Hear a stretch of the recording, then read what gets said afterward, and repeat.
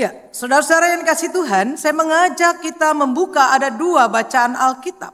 Yaitu dari surat Roma 12 ayat 1 dan 2 dan 2 Korintus pasal 5 ayat 17.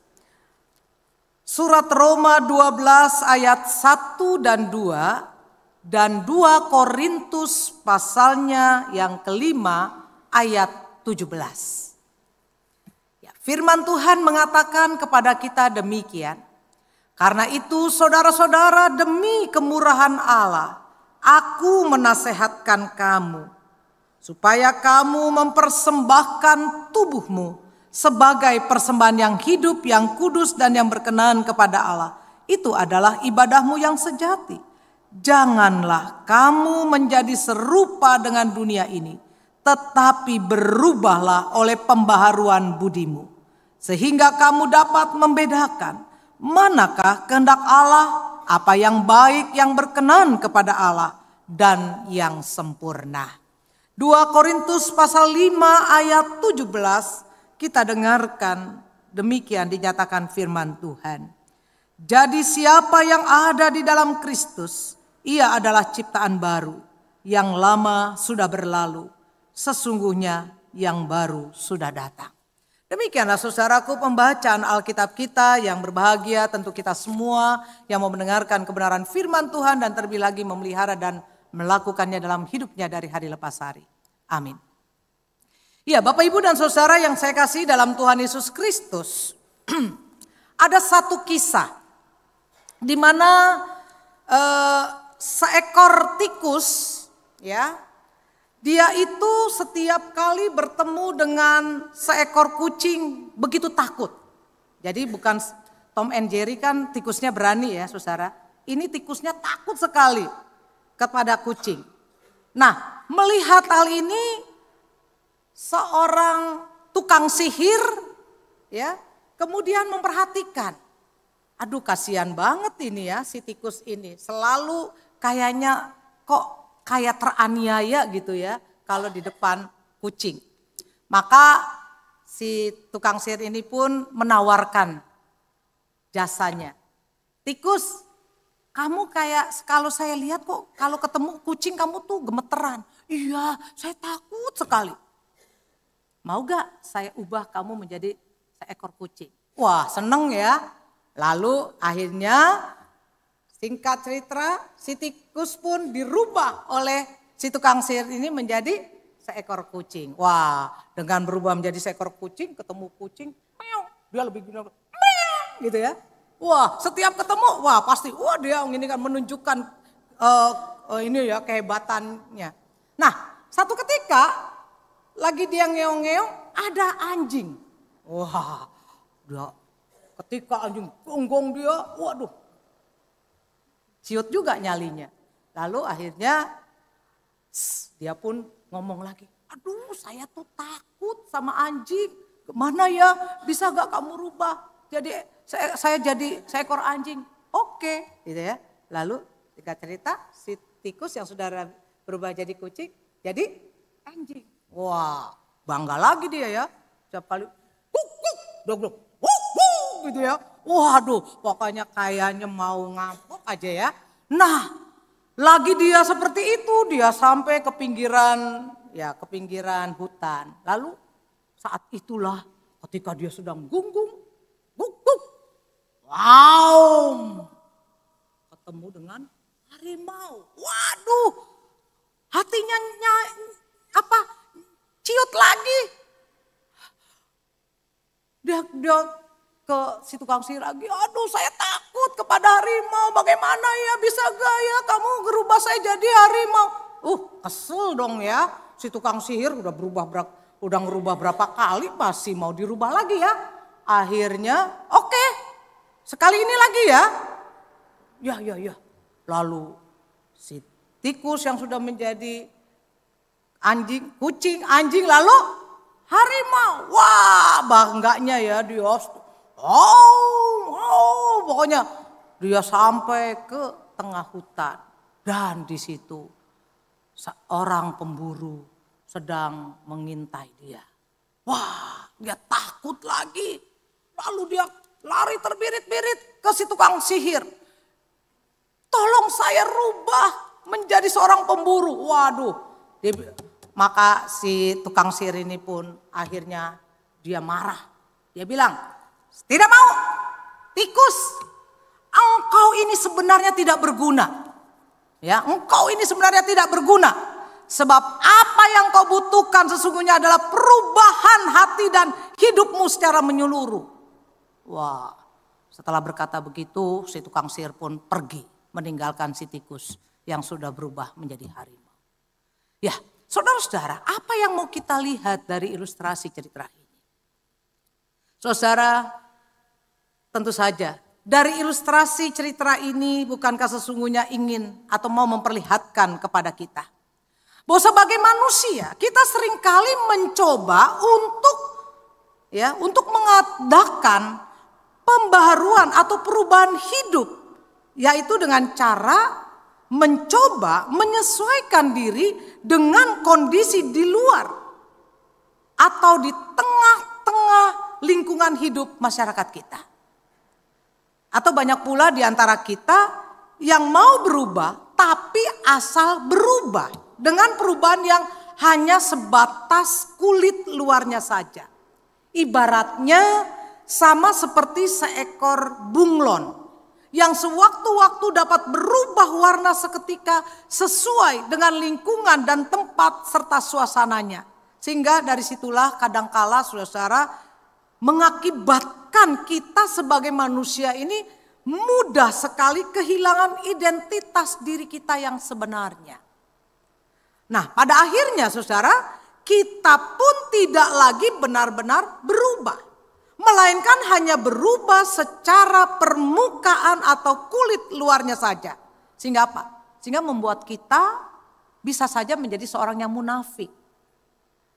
Dengan kata lain, kita akan menjadi seorang yang di luar terlihat sebagai orang yang baik, di luar terlihat sebagai orang yang suci dalam tanda kutip, padahal sebenarnya hati dan sikap hidupnya sesungguhnya masih jahat dan tercela. Nah, saudara-saudara, di samping itu, melalui cerita tersebut masing-masing kita juga diajak untuk terus mau berubah ke arah yang lebih baik. Bahkan dalam surat bacaan kita dalam Roma 12 ayat 2, di situ Rasul Paulus mengatakan apa?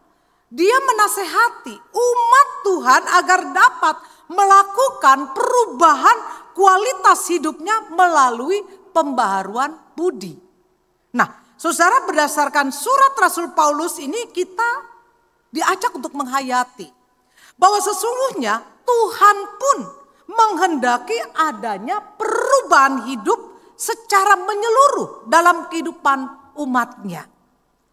Nah, saudara-saudara, pada hakikatnya iman kekristenan pun, iman Kristen pun memahami bahwa setiap orang yang diselamatkan oleh karya penebusan Kristus sekaligus dia akan mengalami perubahan status dari hamba dosa menjadi hamba Kristus.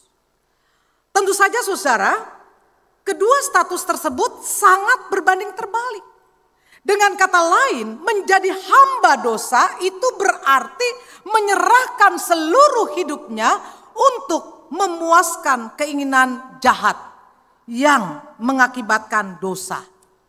Sedangkan menjadi hamba Kristus berarti menjadikan seluruh tubuh, hati, jiwa, akal, budi, dan kekuatan untuk kemuliaan nama Tuhan. Saudara-saudara, sebagai hamba-hamba Kristus, tentu saja setiap orang beriman sudah sepatutnya dia dapat memiliki kualitas iman sebagai manusia baru yang berbeda dari yang sebelumnya. Dan ini yang mau disampaikan oleh Rasul Paulus melalui bacaan surat 2 Korintus 5 ayat 17. Ditegaskan kepada kita bahwa siapa yang ada di dalam Kristus, ia adalah ciptaan yang baru. Yang lama sudah berlalu, sesungguhnya yang baru sudah datang. Nah, tentu saja saudaraku, demi mewujudkan hal tersebut, maka setiap kita yang sudah berada di dalam Kristus, seharusnya kita dapat senantiasa memerlukan sebuah proses perubahan sikap dan perilaku, yaitu dari pola kehidupan yang lama menuju pola kehidupan yang baru. Saudaraku, pada hakikatnya perubahan seperti inilah yang juga diinginkan oleh Rasul Paulus ketika dia menulis surat di dalam Roma 12 ayat yang kedua. Dia katakan, berubahlah oleh pembaharuan budimu. Saudara-saudara, untuk kata berubah dalam ayat ini, Rasul Paulus menggunakan kata metamorphomai yang berakar sama dengan kata metamorfosis, yaitu sebuah istilah dalam ilmu biologi ya, yaitu apa? Berarti proses perubahan wujud. Dan salah satu contoh metamorfosis, contohnya yang sangat kita kenal adalah apa? Berubahnya ulat menjadi kepompong. Lalu dari kepompong menjadi kupu-kupu. Enggak langsung berubah jadi kupu-kupu ya saudara. Ada proses perubahannya. Nah, tentu saja metamorfosis adalah satu transformasi atau perubahan wujud ke tahap yang lebih tinggi. Dan agaknya saudara, hal inilah yang mau ditekankan oleh Rasul Paulus, yaitu agar sebagai umat Tuhan kita dapat semakin berkembang dan senantiasa berubah wujud ke tahap yang lebih tinggi. Lalu sekarang yang menjadi pertanyaannya, tahap apa sebenarnya yang dimaksud oleh Rasul Paulus dalam hal ini? Maka jawabannya dalam ayat 2 dikatakan, berubahlah oleh pembaruan budimu. Nah, saudara-saudara, jadi sekali lagi dikatakan bahwa perubahan yang dimaksud tentu saja bukan hanya berubah secara fisik dari tubuh bayi mungil, lalu kemudian jadi seorang anak, lalu remaja, lalu pemuda, lalu dewasa, kemudian sudah tua, peot, dan mati. Bukan hanya itu. Akan tetapi berubah secara budi. Budi juga bukan nama orang ya saudara ya. Tapi yang dimaksud dengan budi adalah budi dalam ayat ini, istilah budi ini adalah berasal dari kata nous. Nous itu berarti pikiran atau akal budi atau cara atau pola berpikir. Nah, saudara, inilah perubahan wujud yang dimaksud oleh Paulus. Yakni agar pola berpikir kita dapat semakin berkembang ke tahap-tahap yang lebih matang. Sehingga dengan demikian hasilnya menurut Paulus melalui kalimat selanjutnya dalam Roma 12 ayat ini menyatakan bahwa kita akan dapat membedakan manakah kehendak Allah, apa yang baik, yang berkenan kepada Allah, dan yang sempurna. Jadi saudaraku, pola berpikir yang luhur dan matang memang pada akhirnya dapat mengarahkan tujuan hidup kita. Agar apa? Agar hidup kita dapat semakin menaati kehendak Allah. Sehingga melaluinya maka kehidupan kita pun akan dapat mendatangkan kebaikan bagi sesama yang ada di sekitar hidup kita. Saudara-saudara, selanjutnya marilah kita coba amati kehidupan iman kita selama ini. Iman kita masing-masing. Mari kita berintrospeksi. Mari kita renungkan kehidupan iman kita masing-masing. Mulai dari pertama kali kita menjadi orang Kristen. Mulai pertama kita kalau ada istilah menjadi hidup baru. sampai dengan hari ini. Mulai atau kalau kita dari Kristen sejak bayi, mari kita renungkan. Mulai dari ketika kita masih di sekolah minggu sampai sudah menjadi jemaat dewasa sekarang ini. Apakah ada perubahan? Apakah ada perubahan? Apakah sikap iman kita sudah semakin menjadi lebih dewasa? Apakah perubahannya itu menjadi semakin baik atau justru hanya saudara yang tahu? Contoh yang bisa kita renungkan misalnya, kalau sebelumnya kita selalu mengorientasikan atau memusatkan hidup kita hanya kepada kepentingan diri sendiri. Segala sesuatu harus akunya yang didului. Ego kita yang paling kita tekankan dalam perjalanan hidup ini. Maka di dalam kedewasaan iman atau kehidupan yang baru bersama dengan Kristus, tentu saja seharusnya kita dapat semakin menaruh kepedulian terhadap kepentingan orang lain. Bukan hanya aku, tapi apakah aku juga memperhatikan orang lain di sekitarku. Kalau sebelumnya kita selalu hidup di dalam pertengkaran dan ketidakharmonisan di dalam rumah tangga, suami istri cekcok terus yang berujung kepada perceraian. Maka di dalam perubahan hidup bersama dengan Kristus, bukankah seharusnya kita menjadi pasangan suami istri yang semakin bertanggung jawab, yang tidak hanya satu saja yang mau mempertahankan rumah tangga, tapi kedua-duanya mau bersikap rendah hati untuk menyelesaikan masalah, bukan lari dari tanggung jawab. Miris ya saudara ya, sekarang ini di FB, di IG, aduh nggak ngerti ya, orang suami yang seharusnya mengasihi, melindungi istri dan anaknya, tega membunuh hanya untuk selingkuhannya. Ngeri sekali. Yang paling menyakiti kita itu bukan orang yang jauh, tapi orang yang paling terdekat. Miris, saudara. Maaf, Kristen lagi. Ini prihatin, saudara. Kalau sebelumnya hidup kita selalu diisi dengan perasaan dendam dan kebencian terhadap sesama yang sudah melukai hati kita selama ini, maka sebagai tanda pembaruan budi, bukankah kita seharusnya mau memperlihatkan juga sikap pengampunan dan kasih yang tulus terhadap mereka? Mungkin ini sulit, tapi itulah pembaruan budi. Sanggup dan rela berkorban untuk melepaskan akar kepahitan.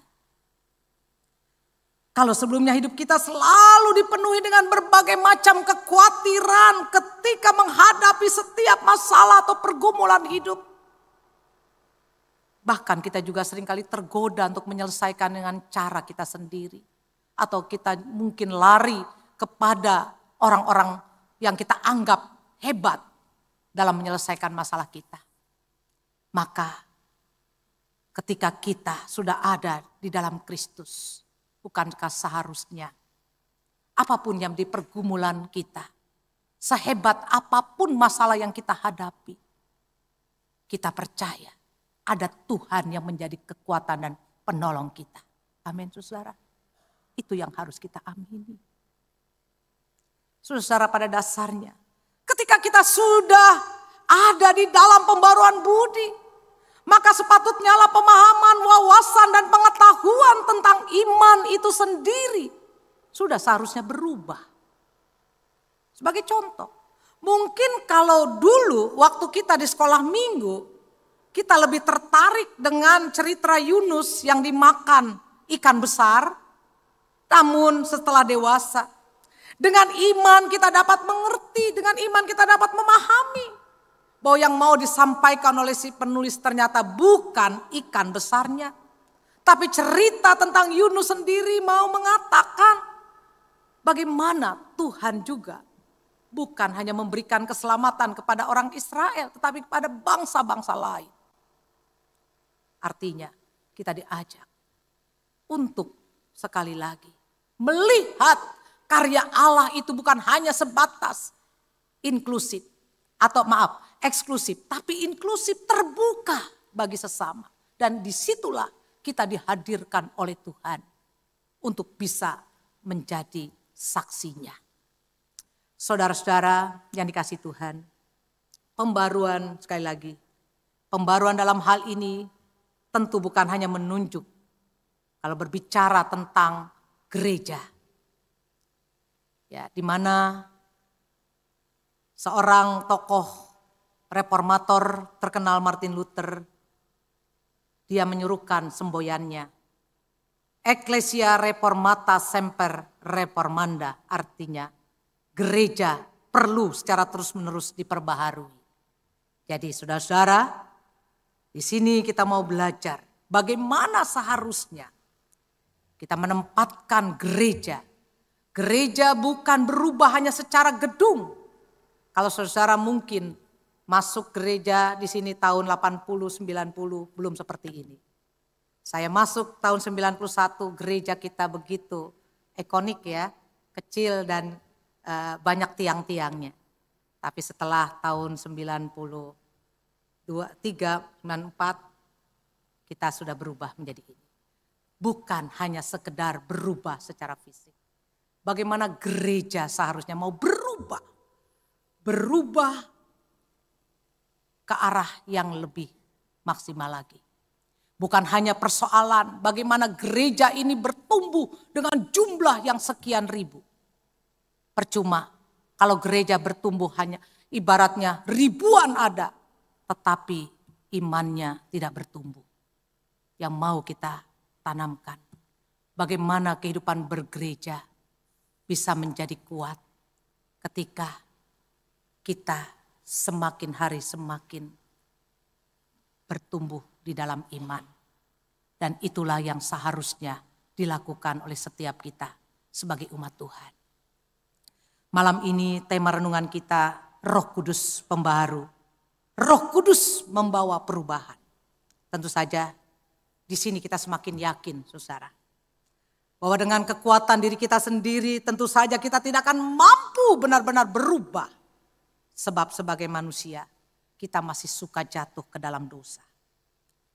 Oleh karena itulah mulai malam ini mari kita mau bertekad untuk benar-benar mohon kekuatan Roh Kudus, pertolongan Roh Kudus.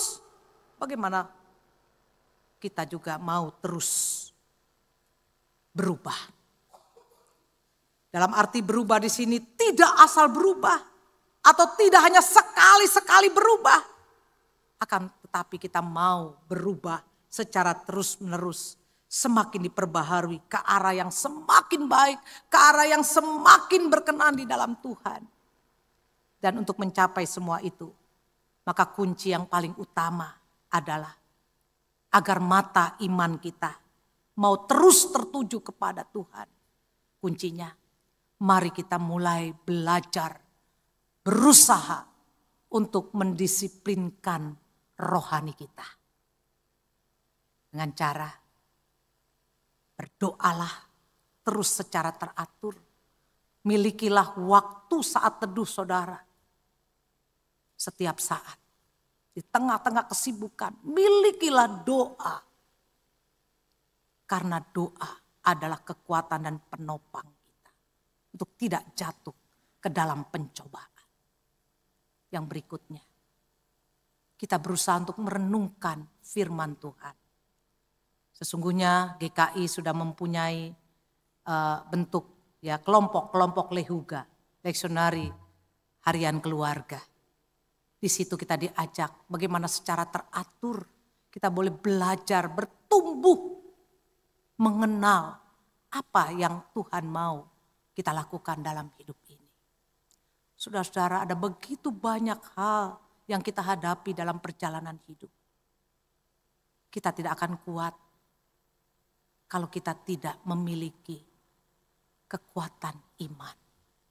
Oleh karena itulah saudara-saudara, yang terpenting bagi kita, mari kita terus berubah. Bukan dari kekuatan kita, tapi kita punya kuasa Roh Kudus yang selalu hadir, yang akan terus menumbuhkan kita. Asalkan kuncinya, bersediakah kita diproses oleh Tuhan dengan kuasa Roh Kudus-Nya.